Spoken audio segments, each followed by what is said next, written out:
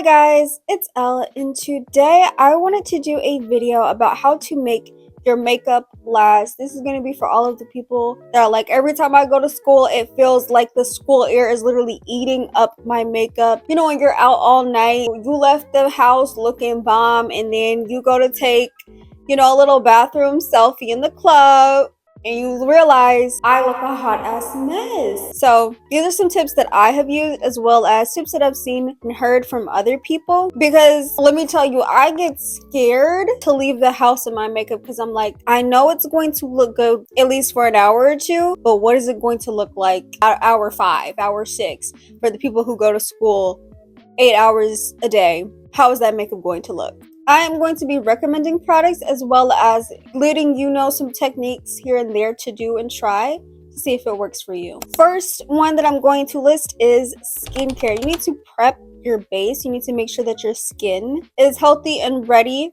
for makeup application. You cannot just go ahead and get started on your makeup on a dirty face. But a lot of people don't understand the importance of using skincare before doing your makeup, and the reason why is because your skin needs to be prepped and primed for it. For example, the reason why we use toner is so our skin can get acclimated and ready for the rest of our skincare routine. It can also help with your skin's absorption and things like that, how well the products blend onto your skin. That is all affected by the products that you use beforehand. I put primer in the category of skincare because I feel like nowadays we have so many makeup products that advertise themselves as, oh, it's not just makeup, it's skincare too. And I feel like primer, especially with a lot of brands, it feels more like skincare. There are some primers that can be worn as moisturizers and vice versa. The moisturizer that I use can double as a makeup base, and I like to use it when I do more glowy looks like today. So if my skin is moisturized prior to, once I put on the makeup, I don't have to worry about any crusties. I don't have to worry about makeup flaking off. Even though I do have acne, the makeup still glides on pretty smoothly.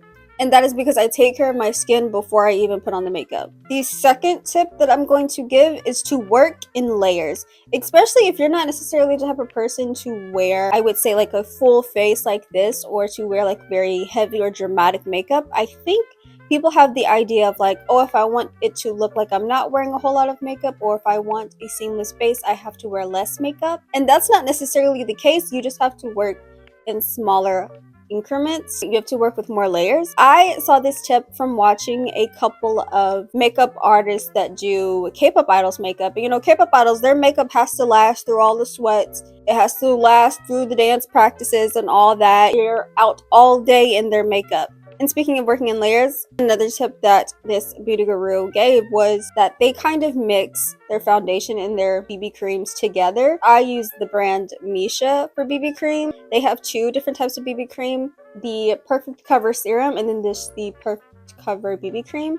The Perfect Cover Serum is the one that a lot of people talk about. It blends in very seamlessly, a buildable coverage, which works good if you're working in layers. Doing a layer of BB cream first and then applying foundation on top can also help keep a long-lasting base. And another reason why this makeup artist suggested mixing the BB creams and foundations is because different foundations have different oxidation levels. Oxidation is when sometimes your makeup starts to look a little more yellow or it gets more orange as time goes on. Another tip that I use for my base is that I like to do all of my cream products first and then all of my powders last. With the exception of certain eye looks, sometimes I'll do my eyeshadow first, but that's very rare.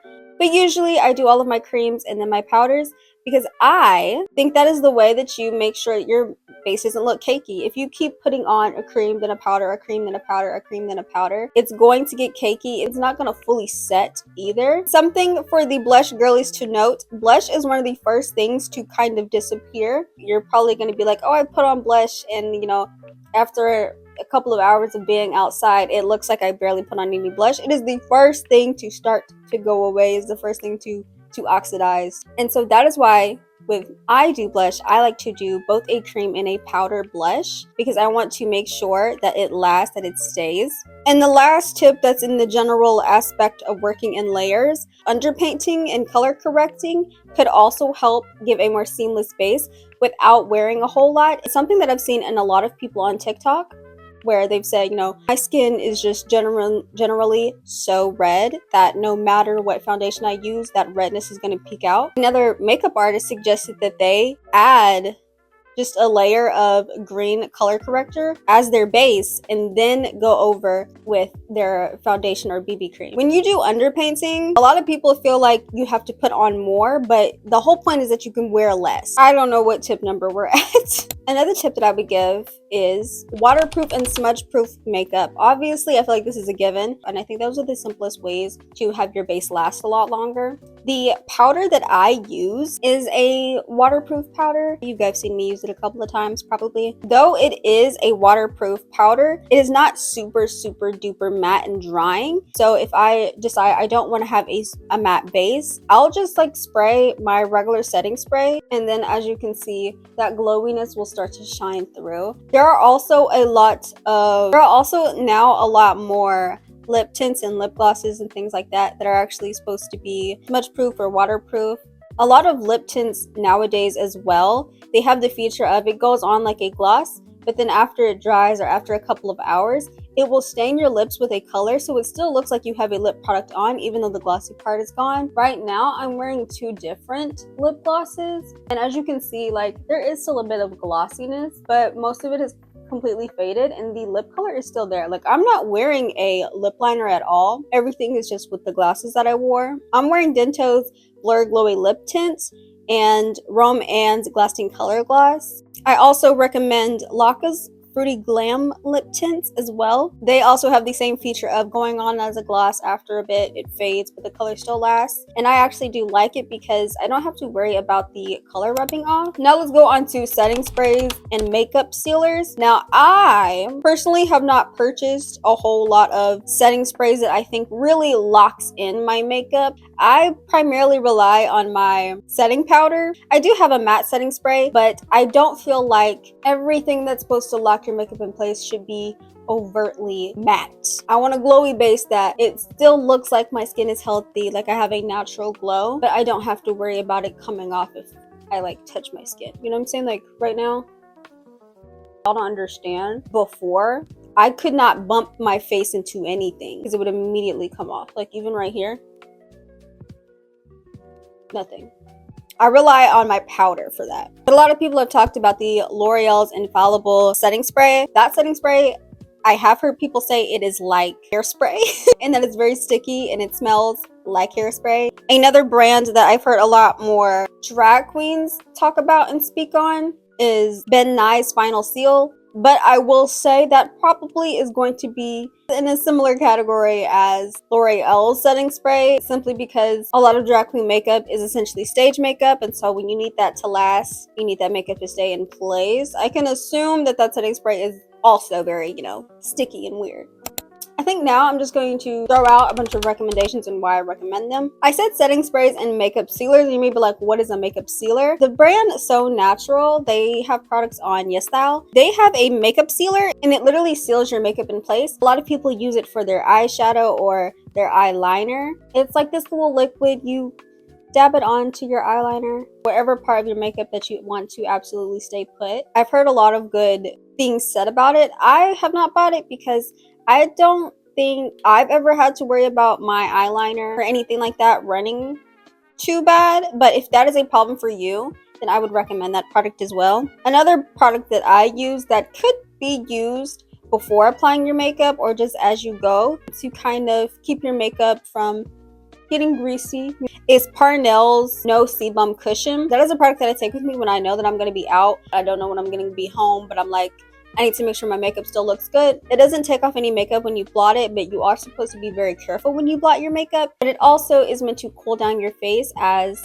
it is a no sebum cushion. And sebum is what makes your skin kind of get like a little greasy as time goes on. It's supposed to do that.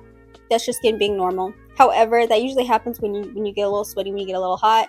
And so the no sebum cushion is meant to cool down your skin to prevent that any further.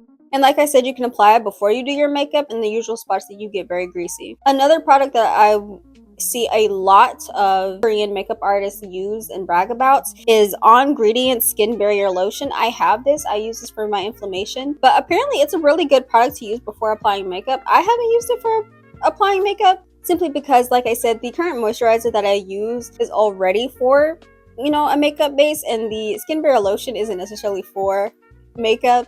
It's just a hack that a lot of people have started using, and I would recommend it if you want that glass skin finish. And the last thing that I want to recommend for waterproof mascara would be Cosnori's mascaras and Cleo Cosmetics mascaras.